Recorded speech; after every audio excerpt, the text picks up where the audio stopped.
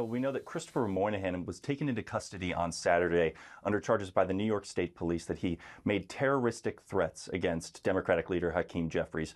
Those included texts that he was sending to an unidentified individual that included saying, quote, "I cannot allow this terrorist to live, and even if I am hated, he must be eliminated." Now, obviously, this comes at a time of real rising political violence and fears that people are going to move forward and acting on those threats across the country. This was allegedly in advance of an event that Hakeem Jeffries was set to attend in New York. And so police were obviously quick to make this arrest. Now, Moynihan was previously charged in connection with the attack on the Capitol, and investigators described him as one of the first to enter the building that day. He was charged with a felony obstruction of official proceeding and sentenced to 21 months in prison. At the time of his pardon, he was out of custody. He had already been released from prison, but obviously this reflects a lot of concerns that we heard from law enforcement after President Trump issued those vast pardons of nearly all the 1,590 people who were charged in connection with the Capitol attack, that they might be a risk of recidivism, and they might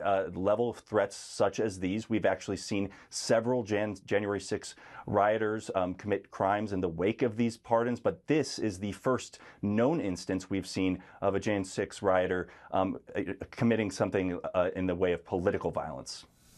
And Alex, we're already hearing from some lawmakers about this. How are they responding? We heard Jeffries himself issue a statement, obviously condemning this person's actions, thanking law enforcement, and then condemning President Trump's pardons, basically saying that this paved the way for what we're seeing with this case. And he assumes other cases where these convicted felons, in many instances, people who attacked law enforcement, will commit or threaten to commit more crimes.